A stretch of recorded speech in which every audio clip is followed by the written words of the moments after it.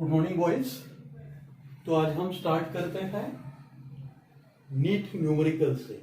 तो पहले हम सॉल्व करेंगे नीट 2019 जो रिसेंट क्वेश्चन पेपर है उसमें पूछा गया इलास्टिसिटी पर का न्यूमेरिकल। ओके, तो नीट 2019 में दो न्यूमेरिकल्स पूछे गए थे, दो एमसीक्यूज पूछे गए थे इस टॉपिक्स पर। तो वो दो न्यूमेरिकल्स हम सॉल्व करने की कोशिश करेंगे। तो चलो पढ़ो पहला न्यूमेरिकल। ओके, तो a copper rod of 88 centimetre and an aluminium rod of unknown length have their increase in length independent of increase in temperature. So what would be the increase in length for aluminum rod? So let us consider that original length of aluminum rod is L aluminum. Okay, alpha is the factor of coefficient of thermal expansion. So it would be alpha of aluminum and this is delta T. Okay, and this is independent, means same length can be increased when copper is heated to same temperature. So heated to same temperature means same delta T would be there. Here it would be L and L of copper. Okay, alpha of copper and delta T. Okay, so here we can say delta T is same, so we can cut it and we would get it L aluminum alpha aluminum is equal to LCu alpha Cu. Okay, this Cu, okay, is the subscript for copper and Al is the subscript for aluminum. Hope you can understand it. Okay, तो क्या होगा L aluminium alpha L aluminium is equal to L copper alpha copper. और क्या पूछा है हमें, what is the length of aluminium. तो चलो ये लेंथ ऑफ एल्यूमिनियम इधर रखते हैं और बाकी सब टर्म्स उस साइड लेके जाते हैं। तो length of copper into alpha of copper by alpha of aluminium. अभी वैल्यूज रखिए। लेंथ ऑफ कॉपर कितना दिया है, तो कॉपर रॉड का लेंथ दिया है 88 सेंटीमीटर।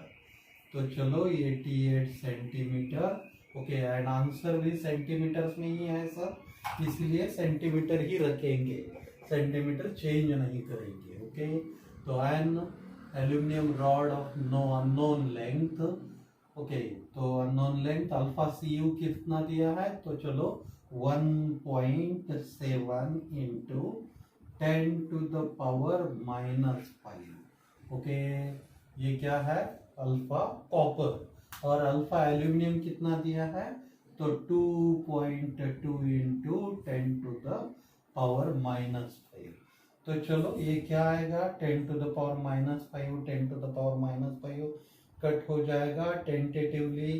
क्या आएगा ये 80 नियरली कितना आएगा 160 170 बाई 2.2 मीन्स। ओके, तो आंसर अगर कंपेयर करते हैं तो नियरली क्या आना चाहिए, तो रैंडमली कंपैरिजन भी हमारे ओके कहते हैं कि आंसर कितना होना चाहिए, तो 68 सेंटीमीटर। या हम कैलकुलेशन करके भी कैलकुलेट करेंगे तो हमारा आंसर क्या आएगा 68 सेंटीमीटर। तो आप कैलकुलेट करके ये आंसर निकालिए। चलो, तो क्वेश्चन नंबर 2 की तरफ देखते हैं। ये भी नीट 2019 में पूछा गया था।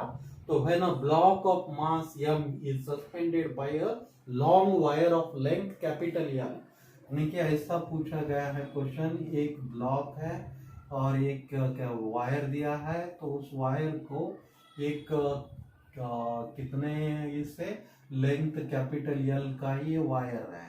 ओके, और उसे m वेट ओके सस्पेंड किया गया है। और क्या पूछा है, तो elastic potential energy stored in the extended wire. तो न्यू लेंथ क्या बन जाती है, ये m जोड़ने के बाद समझिए इसकी न्यू पोजीशन हो जाती है ऐसे।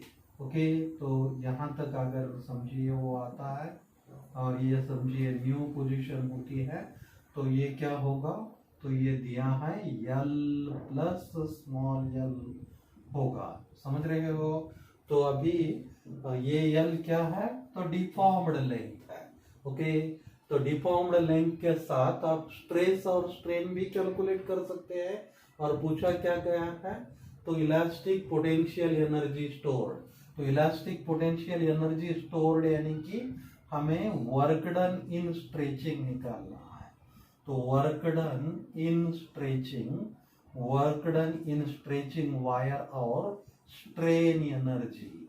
तो ये स्ट्रेन एनर्जी पूछी गई है हमें। Okay, it is nothing but the elastic potential energy. Okay, तो ये इलास्टिक पोटेंशियल एनर्जी कितनी रहेगी, हमें फार्मूला पता है, तो half okay force into extension, तो एक्सटेंशन होगा यल। तो चलो ये एफ की वैल्यू रखेंगे यहाँ, एफ कितना है, तो एम इंटू सी। ओके, ये यल ही रखेंगे स्मॉल यल, और बाय क्या है 2। तो देखिए आंसर, ओके, तो आंसर है क्या है, तो यहाँ पहले आंसर में ये यल कैपिटल है, इसलिए ये आंसर नहीं है। ओके, तो आंसर क्या है, तो डी आंसर है, जो हाफ एम जी इंटू यल है। तो अक्सर तौर पर हर क्वेश्चन पेपर में इस टॉपिक पे 1 या 2 क्वेश्चंस पूछे जा सकते हैं।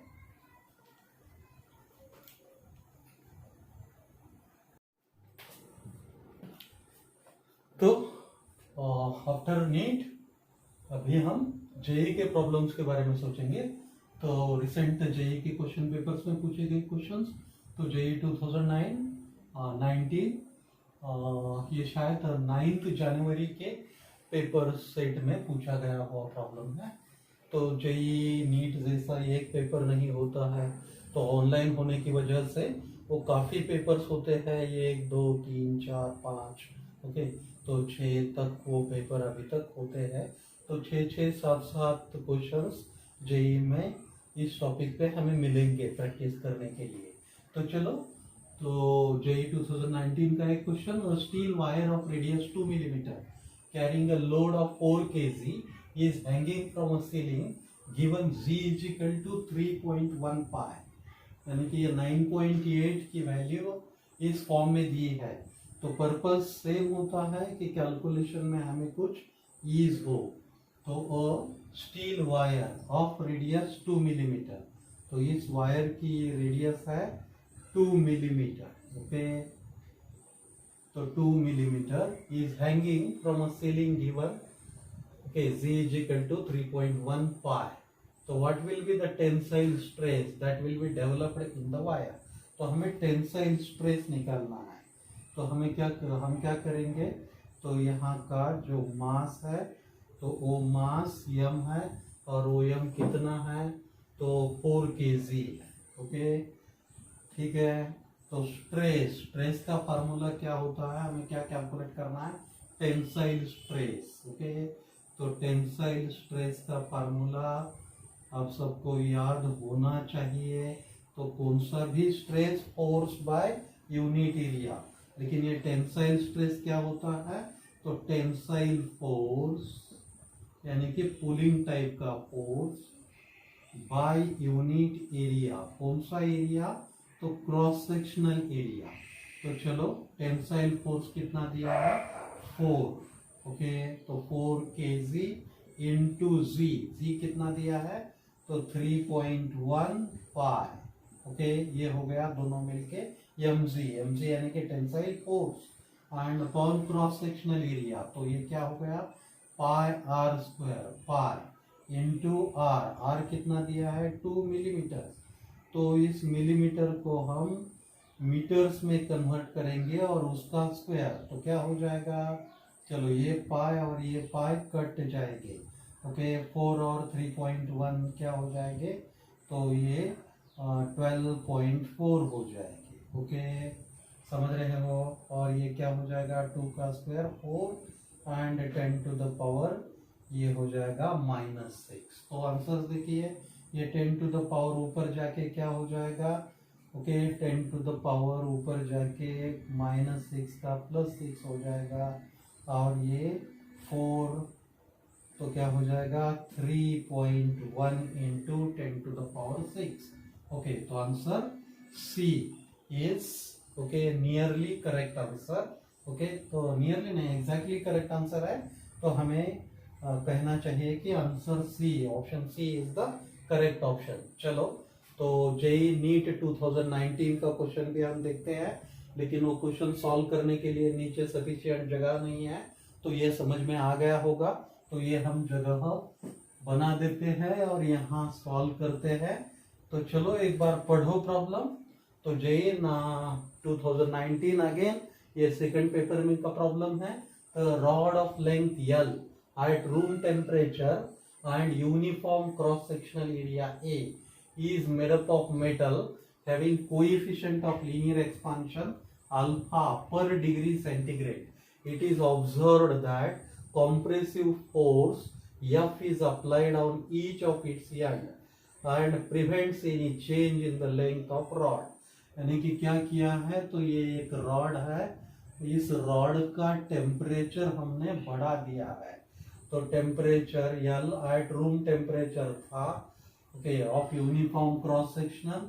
तो इसका थ्रू आउट क्रॉस सेक्शन क्या है, ये क्रॉस सेक्शन का रॉड है, तो मेटल का बनाया हुआ है, जिसका लीनियर कोएफिशिएंट है अल्फा, ओके, पर degree centigrade. It is observe that compressive force यानी कि यहाँ से ये ऐसे दो स्टॉपर लगाए हैं, इधर से और इधर से। तो इसकी वजह से टेम्परेचर अगर बढ़ाया तो क्या होगा, तो इस स्टॉपर्स पर ये ऐसे फोर्सेस ओके अप्लाई करेगा। तो ये फोर्सेस और ये एक्सटेंशन, तो change in length of rod when it is rise by delta T temperature. तो हमें पता है कि क्या होता है, थर्मल फोर्स। ओके, तो ये जो फोर्सेस जनरेट हो रहे हैं, तो उसे क्या बोलते हैं हम, थर्मल फोर्सेस। ओके, और ये थर्मल फोर्स हम कैसे कैलकुलेट करते हैं, तो थर्मल फोर्स का फार्मूला है Y अल्फा डेल्टा टी, तो ये डेल्टा टी से टेम्परेचर बढ़ा है, इसीलिए ये अल्फा डेल्टा टी, समझ रहे हो।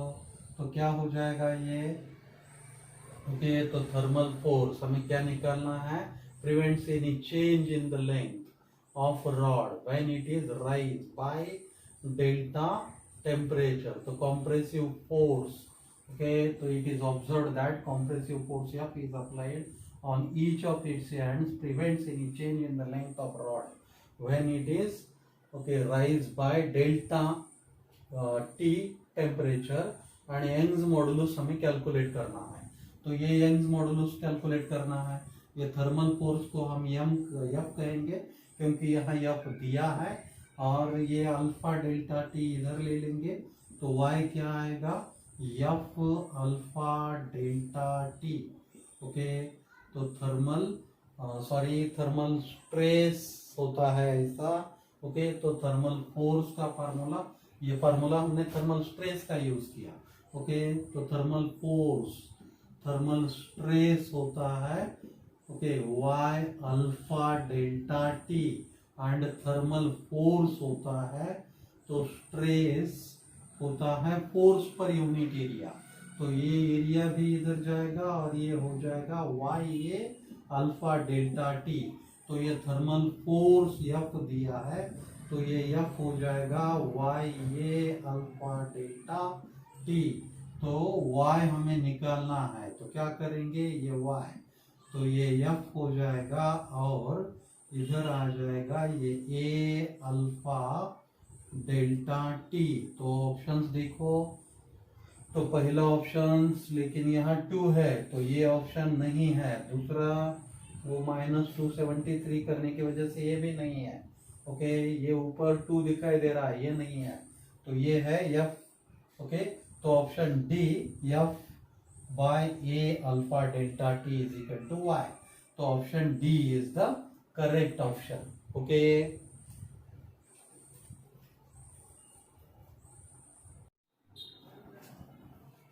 Good morning boys.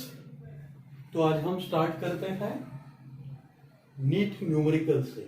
तो पहले हम सॉल्व करेंगे नीट 2019 जो रिसेंट क्वेश्चन पेपर है उसमें पूछा गया इलास्टिसिटी पर का न्यूमेरिकल। ओके, तो नीट 2019 में दो न्यूमेरिकल्स पूछे गए थे, दो एमसीक्यूज पूछे गए थे इस टॉपिक्स पर।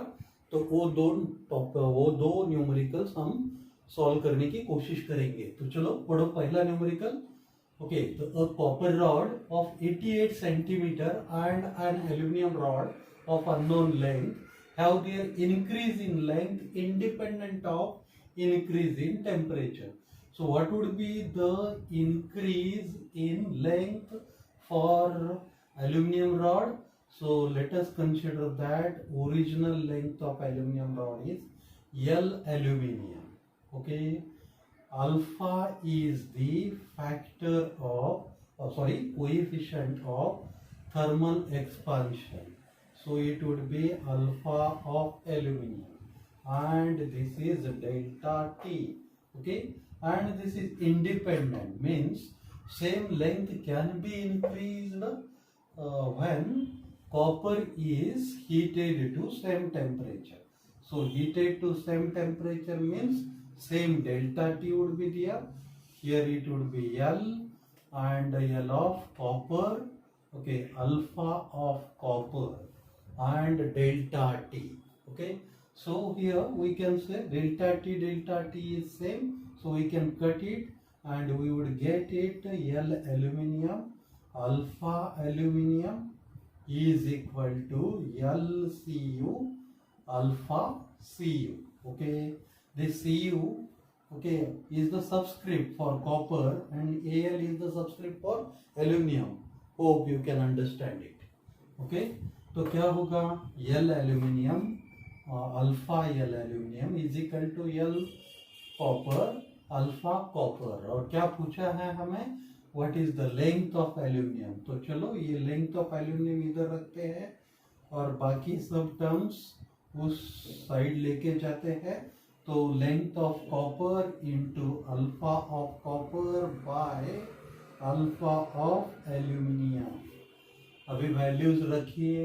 लेंथ ऑफ कॉपर कितना दिया है, तो कॉपर रॉड का लेंथ दिया है 88 सेंटीमीटर। तो चलो 88 सेंटीमीटर। ओके, एंड आंसर भी सेंटीमीटर्स में ही है सर, इसलिए सेंटीमीटर ही रखेंगे, सेंटीमीटर चेंज नहीं करेंगे। ओके, तो an aluminium rod of unknown length.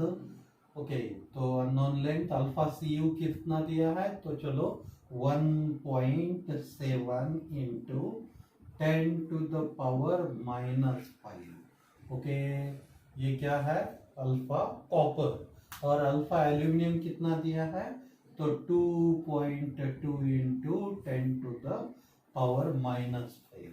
तो चलो ये क्या आएगा 10 to the power -5, 10 to the power -5 cut हो जाएगा। टेंटेटिवली क्या आएगा ये नियरली कितना आएगा 160 170 बाई 2.2 मीन्स। ओके, तो आंसर अगर कंपेयर करते हैं तो नियरली क्या आना चाहिए, तो रैंडमली कंपैरिजन भी हमारे ओके कहते हैं कि आंसर कितना होना चाहिए, तो 68 सेंटीमीटर। या हम कैलकुलेशन करके भी कैलकुलेट करेंगे तो हमारा आंसर क्या आएगा 68 सेंटीमीटर। तो आप कैलकुलेट करके ये आंसर निकालिए। चलो, तो क्वेश्चन नंबर 2 की तरफ देखते हैं। ये भी नीट 2019 में पूछा गया था। तो when a block of mass m is suspended bye a long wire of length capital L, यानी कि ऐसा पूछा गया है क्वेश्चन, एक ब्लॉक है और एक क्या वायर दिया है, तो उस वायर को एक कितने इससे लेंथ कैपिटल L का ये वायर है। ओके, और उसे m वेट से ओके सस्पेंड किया गया है। और क्या पूछा है, तो elastic potential energy stored in the extended wire. तो न्यू लेंथ क्या बन जाती है, ये m जोड़ने के बाद समझिए इसकी न्यू पोजीशन हो जाती है ऐसे। ओके, तो यहाँ तक अगर समझिए वो आता है और ये समझिए न्यू पोजीशन होती है, तो ये क्या होगा, तो ये दिया है यल प्लस स्मॉल यल होगा। समझ रहे हो? तो अभी ये यल क्या है, तो डिफॉर्म्ड लेंथ है। ओके, तो डिफॉर्म्ड लेंथ के साथ आप स्ट्रेस और स्ट्रेन भी कैलकुलेट कर सकते हैं। और पूछा क्या गया है, तो इलास्टिक पोटेंशियल एनर्जी स्टोर्ड। तो इलास्टिक पोटेंशियल एनर्जी स्टोर्ड यानी कि हमें वर्क डन इन स्ट्रेचिंग निकालना है। तो work done in stretching, work done in stretching wire और स्ट्रेन एनर्जी। तो ये स्ट्रेन एनर्जी पूछी गई है हमें। Okay, it is nothing but the elastic potential energy. Okay, तो ये इलास्टिक पोटेंशियल एनर्जी कितनी रहेगी, हमें फार्मूला पता है। तो half, okay, force into extension, तो एक्सटेंशन होगा यल। तो चलो ये एफ की वैल्यू रखेंगे यहाँ। एफ कितना है, तो एम इंटू सी। ओके, ये यल ही रखेंगे स्मॉल यल, और बाय क्या है 2। तो देखिए आंसर। ओके, तो आंसर है क्या है, तो यहाँ पहले आंसर में ये यल कैपिटल है, इसलिए ये आंसर नहीं है। ओके, तो आंसर क्या है, तो डी आंसर है, जो हाफ एम जी इंटू यल है। तो अक्सर तौर पर हर क्वेश्चन पेपर में इस टॉपिक पे 1 या 2 क्वेश्चंस पूछे जा सकते हैं।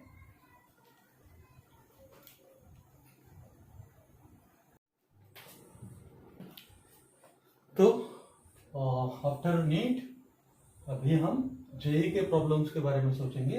तो रिसेंट जेई के क्वेश्चन पेपर्स में पूछे गए क्वेश्चंस, तो जेई 2019 ये शायद 9 जनवरी के पेपर सेट में पूछा गया हुआ प्रॉब्लम है।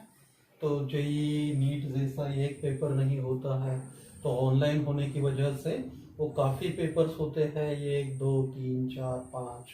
ओके, तो 6 तक वो पेपर अभी तक होते हैं। तो 6 7 क्वेश्चंस जेई में इस टॉपिक पे हमें मिलेंगे प्रैक्टिस करने के लिए। तो चलो, तो जेई 2019 का एक question, steel wire of radius 2 millimetre carrying a load of 4 kg is hanging from a ceiling given z is equal to 3.1 pi, यानी कि ये 9.8 की वैल्यू इस फॉर्म में दी है। तो पर्पस सेम होता है कि कैलकुलेशन में हमें कुछ ईज हो। तो steel wire of radius 2 millimetre, तो इस वायर की रेडियस है 2 मिलीमीटर। ओके, तो 2 millimetre is hanging from a ceiling given, okay, z is equal to 3.1 pi. So what will be the tensile stress that will be developed in the wire? तो हमें tensile stress निकालना है। तो हम क्या करेंगे, तो यहाँ का जो मास है, तो वो मास m है, और वो m कितना है, तो 4 kg है। ओके, ठीक है।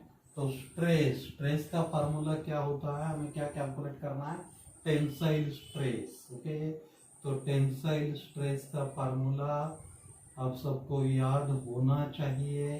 तो कौन सा भी stress force by unit area, लेकिन ये टेंसाइल स्ट्रेस क्या होता है, तो टेंसाइल फोर्स यानी कि पुलिंग टाइप का फोर्स बाय यूनिट एरिया। कौन सा एरिया, तो क्रॉस सेक्शनल एरिया। तो चलो, टेंसाइल फोर्स कितना दिया है, 4। ओके, तो 4 kg इंटू जी कितना दिया है, तो 3.1 पाई। ओके, ये हो गया दोनों मिलके mg यानी कि tensile force, and upon cross sectional area, तो ये क्या हो गया, pi r square, pi into r कितना दिया है, 2 मिलीमीटर। तो इस मिलीमीटर को हम मीटर्स में कन्वर्ट करेंगे और उसका स्क्वायर, तो क्या हो जाएगा, चलो ये पाई और ये पाई कट जाएंगे। ओके, 4 और 3.1 क्या हो जाएंगे, तो ये 12.4 हो जाएंगे। ओके, समझ रहे हो। और ये क्या हो जाएगा 2 का square 4 and 10 to the power ये हो जाएगा -6। तो आंसर देखिए ये 10 टू द पावर ऊपर जाके क्या हो जाएगा, ओके 10 टू द पावर ऊपर जाके -6 का +6 हो जाएगा और ये 4 तो क्या हो जाएगा 3.1 into 10 to the power 6। Okay तो answer C is okay nearly correct answer. Okay तो नियरली नहीं एग्जैक्टली करेक्ट आंसर है, तो हमें कहना चाहिए कि answer C option C is the correct option. चलो तो जेई नीट 2019 का क्वेश्चन भी हम देखते हैं, लेकिन वो क्वेश्चन सॉल्व करने के लिए नीचे सफिशिएंट जगह नहीं है, तो ये समझ में आ गया होगा। तो ये हम जगह बना देते हैं और यहाँ सॉल्व करते हैं। तो चलो एक बार पढ़ो प्रॉब्लम। तो जेई ना 2019 अगेन ये सेकंड पेपर में का प्रॉब्लम है। Rod of length L at room temperature and uniform cross sectional area A is made up of metal having coefficient of linear expansion alpha per degree centigrade. It is observed that compressive force F is applied on each of its end and prevents any change in the length of rod. यानी कि क्या किया है, तो ये एक rod है, इस रॉड का टेम्परेचर हमने बढ़ा दिया है। तो temperature L at room temperature था okay of uniform cross sectional, तो इसका थ्रू आउट क्रॉस सेक्शन क्या है, ये क्रॉस सेक्शन का रॉड है, तो मेटल का बनाया हुआ है जिसका लीनियर कोएफिशिएंट है अल्फा ओके पर degree centigrade. It is observed that compressive force F यानी कि यहाँ से ये ऐसे दो स्टॉपर लगाए हैं इधर से और इधर से, तो इसकी वजह से टेम्परेचर अगर बढ़ाया तो क्या होगा, तो इस स्टॉपर्स पर ये ऐसे फोर्सेस ओके अप्लाई करेगा। तो ये फोर्सेस और ये एक्सटेंशन, तो change in length of rod when it is rise by delta T temperature. तो हमें पता है कि क्या होता है थर्मल फोर्स ओके तो ये जो फोर्सेस जनरेट हो रहे हैं तो उसे क्या बोलते हैं हम थर्मल फोर्सेस ओके। और ये थर्मल फोर्स हम कैसे कैलकुलेट करते हैं, तो थर्मल फोर्स का फार्मूला है y अल्फा डेल्टा टी तो ये डेल्टा टी से टेम्परेचर बढ़ा है इसीलिए ये अल्फा डेल्टा टी, समझ रहे हो। तो क्या हो जाएगा ये ओके तो थर्मल फोर्स हमें क्या निकालना है, prevents any change in the length of rod when it is rise by delta temperature. तो कॉम्प्रेसिव फोर्स ओके तो it is observed that compressive force F is applied on each of its ends prevents any change in the length of rod when it is okay rise by delta T temperature and Young's modulus हमें calculate करना है।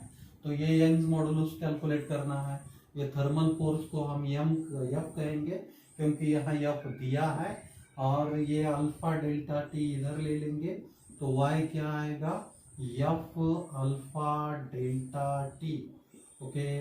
तो thermal stress होता है ऐसा okay. तो thermal force का formula, ये फार्मूला हमने थर्मल स्ट्रेस का यूज किया ओके। तो थर्मल स्ट्रेस होता है okay Y alpha delta T and thermal force होता है, तो स्ट्रेस होता है फोर्स पर यूनिट एरिया। तो ये एरिया भी इधर जाएगा और ये हो जाएगा Y ये अल्फा डेल्टा टी। तो ये थर्मल फोर्स F दिया है तो ये F हो जाएगा Y ये अल्फा डेल्टा टी।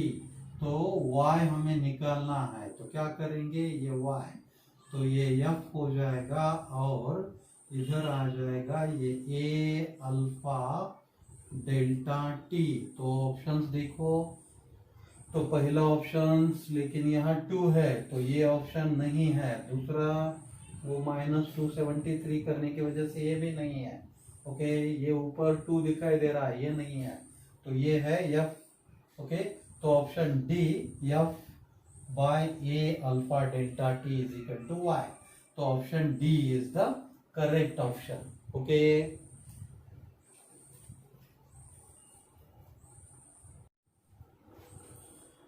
चलो, तो नीट 2013 का एक प्रॉब्लम सॉल्व करते हैं। तो नीट 2013, तो following 4 wires are given, 4 wire दिए हैं, 4 वायर का मटेरियल सेम है, सेम मटेरियल है यानी कि सबका यंग मॉडुलस सेम होगा, सेम मटेरियल यानी कि यंग मॉडुलस सेम, ओके। तो क्या बोल रहे हैं, सेम टेंशन भी लगाया है, सेम टेंशन यानी कि फोर्स भी सेम है।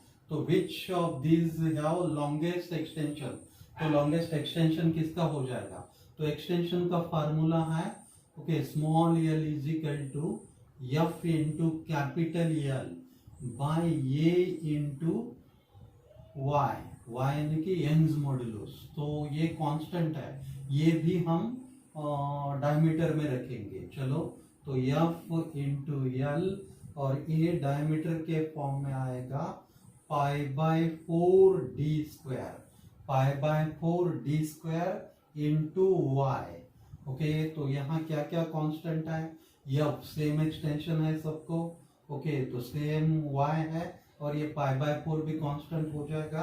तो हमारे पास फार्मूला आएगा L is proportional two variable है सिर्फ एल और डी दिया है, तो अकॉर्डिंग टू दिस लॉ हमें फाइंड आउट करना पड़ेगा कि ये एल किसके लिए सबसे ज्यादा होगा।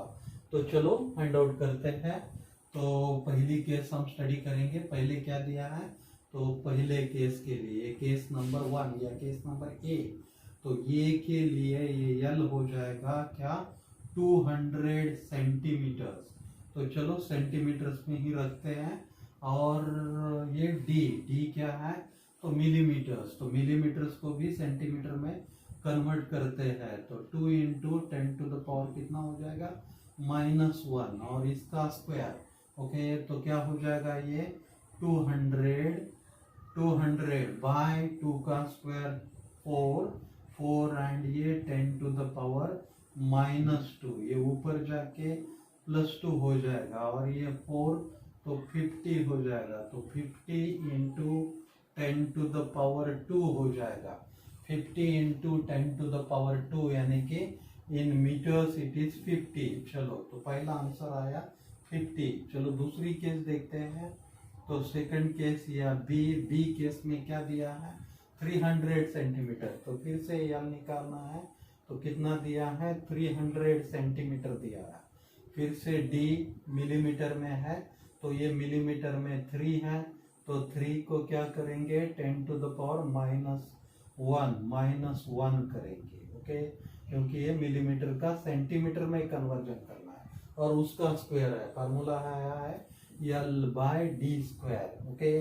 तो ये क्या हो जाएगा 300, ओके, और ये 10 to the power minus, okay, 3 का स्क्वायर 9 हो जाएगा, ये 10 टू द पावर -2 हो जाएगा, ये -2 अगर ऊपर ले लिया तो +2 हो जाएगा, और ये हो जाएगा 100 एंड ये 300 बाय 3 यानी कि 33.33, okay, into 10 to the power 2, तो ये सेंटीमीटर का है, तो 10 टू द पावर 2 निकाल दिया तो ये मीटर में हो जाएगा। चलो तीसरा वैल्यू क्या आता है देखेंगे।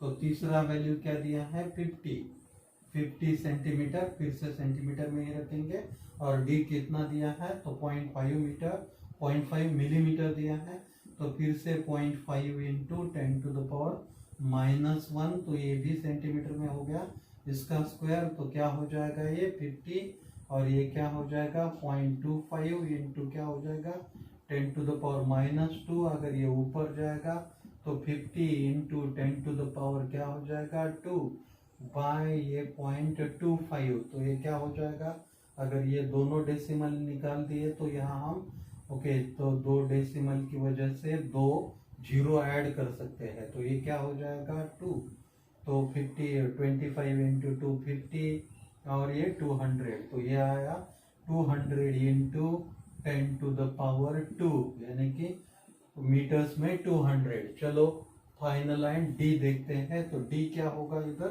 तो डी हो जाएगा 100 सेंटीमीटर, तो यहाँ एल हो जाएगा 100 सेंटीमीटर।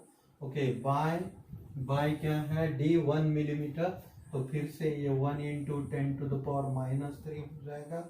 तो उसका स्क्वायर ये सेंटीमीटर में ही है तो इसका मीटर में 1 मीटर हो जाएगा, और इसका क्या हो जाएगा, मीटर में ही किया है हमने।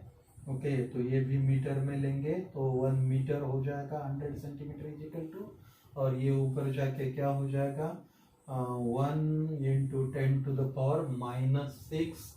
ओके, तो ये हो जाएगा +6। ओके, तो 100, तो 1 मीटर 1/1 इंटू 10⁻। ओके, ये सॉरी, जैसा यहाँ किया है वैसे ही करेंगे। क्या करेंगे यहाँ, तो L इज इक्वल टू कितना 100 सेंटीमीटर दिया है, तो चलो सेंटीमीटर का सेंटीमीटर में ही रखते हैं, और ये मिलीमीटर का 1 इंटू 10⁻⁻1 आ जाएगा। तो इसका स्क्वायर करेंगे तो ये क्या हो जाएगा, चलो 100 इंटू ये ऊपर जाए तो 10⁻² हो जाएगा बाय 1, यानी कि ये भी 100 आ जाएगा। तो चलो अभी तीनों वैल्यू कंपेयर करो। पहला वैल्यू क्या आता है 50 इंटू 10⁻², दूसरा वैल्यू आता है 33.33 इंटू 10⁻², और तीसरा वैल्यू आता है 200 इंटू 10⁻², एंड चौथा वैल्यू आता है 100 इंटू 10⁻²। तो इसमें ऑप्शन सी यानी कि 200 सबसे बड़ा है, तो option C is the correct option. समझ रहे हो? ओके, तो चलो नेक्स्ट प्रॉब्लम को जाते हैं, वो नीट 2015 का प्रॉब्लम। ठीक है, तो ये नीट 2015 का। ओके, तो ये सॉल्व किया है, तो ये ही प्लेस हम वो प्रॉब्लम सॉल्व करने के लिए यूज करेंगे। चलो क्या दिया है, approximate depth of an ocean is 2700 metre. Okay, तो डेप्थ एच में हम डिनोट करेंगे, तो एच कितना दिया है 2700 मीटर्स। और क्या क्या दिया है, कॉम्प्रेसिबिलिटी, कॉम्प्रेसिबिलिटी दी है के कितना दिया है, तो 45.4 इंटू 10⁻⁻10 पास्कल का इनवर्स दिया है, पास्कल का inverse. Okay, density of water यानी कि रो दिया है, कितना दिया है 10⁻³ kg/m²। ओके, तो what would the fractional compression of water will be obtained at bottom, तो बॉटम का dV/V निकालना है हमें, बॉटम का dV/V निकालना है। तो हम क्या करेंगे, हमें पता है कि कॉम्प्रेसिबिलिटी दिया है कि ये कॉम्प्रेसिबिलिटी क्या होता है, तो 1/बल्क मॉडुलस होता है। तो ये 1/बल्क मॉडुलस के फॉर्म में हम इसे रखेंगे, तो ये बल्क मॉडुलस क्या हो जाएगा बोलो, तो बल्क मॉडुलस होता है VdP/dV, तो VdP/dV। तो यहाँ का क्या करेंगे, तो 1, ओके, हमें निकालना है dV/V, तो यहाँ dP ऐसा ही रखेंगे, और ये dV/V ऐसा ले लेंगे, और ये इकट्ठा टर्म हम ऊपर लेके जाएंगे। ओके, या क्या करेंगे, ओके, तो अभी बीटा रख दिया है, तो बीटा का तो ये खत्म हो गया, तो कॉम्प्रेसिबिलिटी की वैल्यू रखेंगे, कितना है कॉम्प्रेसिबिलिटी की वैल्यू, तो ये है 45.4 इंटू 10⁻⁻4। ओके, तो क्या हो जाएगा यहाँ, ओके, चलो बेसिक फॉर्मेट में ही सॉल्व करते हैं। तो VdP/dV, तो ये dV ऊपर आएगा। ठीक है, तो हमें क्या निकालना है, dV/V ही निकालना है। ओके, तो हम क्या करेंगे, ये dP को इधर लाएंगे, तो ये क्या हो जाएगा 45.4 इंटू 10⁻, कितना है -11 है, तो ये -11, ओके, इंटू dP को इधर लाया, ये dP उधर डिवीजन में था तो इधर मल्टीप्लिकेशन में हो गया, तो हमें dV/V यहाँ से मिलेगा। ठीक है, तो dV/V यहाँ से मिलेगा। ठीक है, तो डीपी यानी कि प्रेशर, तो प्रेशर का एक ही फार्मूला हमें पता है, तो प्रेशर में होने वाली राइज या घट हम एच रो जी से कैलकुलेट करते हैं। तो हमें एच दिया है 2700, रो दिया है 10 to the power 3 यानी कि 1000, और जी नियरली हम जी 10 कंसिडर करते हैं जो 9.8 होता है। तो ये वैल्यू क्या हो जाएगी, ओके 27, ये 2 0, ये 3 0 और ये 2 3 5 और ये 6, तो 27 इंटू 10 to the power 6, ठीक है 27 इंटू 10 to the power 6। तो ये वैल्यू अगर यहाँ रखते हैं तो हमें क्या मिलेगा, dV/V is equal to 45.4 into 10 to the power -11 into 27 into 10 to the power 6। तो 10 to the power 6 एंड -11 इकट्ठा के क्या हो जाएंगे, 10 to the power ओके 5 हो जाएंगे, 10 to the power क्या हो जाएगा, 5 हो जाएगा, 10 to the power ओके 5 और वो भी क्या -5, ओके और आगे क्या हो जाएगा, ठीक है ये इनका मल्टीप्लिकेशन करेंगे, ओके तो इनका मल्टीप्लिकेशन क्या हो जाएगा, चलो 45.4 इंटू 27, तो 7 4 ज़ा 8, 7 5 ज़ा ओके 7 5 ज़ा 35, 35 and 2 okay reminder 2 35 37 okay then 28 and 3 31 and this would be 8 okay 0 and 8 okay तो 808, ठीक है नहीं 908 ओके तो ये क्या हो जाएगा 8 15 15 2 and 2 तो 1 2 2 8 ओके तो आंसर में हाँ तो 1.2 के फॉर्म में एक ही आंसर है, यानी कि ये आंसर हमारा करेक्ट आंसर होना ही चाहिए। ओके तो ये अगर डेसिमल हम अल्टर करते हैं 1 2 3 4 और इधर के 4 ओके इधर के कितने 4 निकालते हैं तो हमें आंसर ये आएगा, ठीक है। तो इस तरह से कल और हम कुछ प्रॉब्लम सॉल्व करेंगे। तो मुझे लगता है आज 6 या 7 प्रॉब्लम हमने सॉल्व किए हैं। तो चलो आज के दिन यहाँ रुकते हैं। Good day.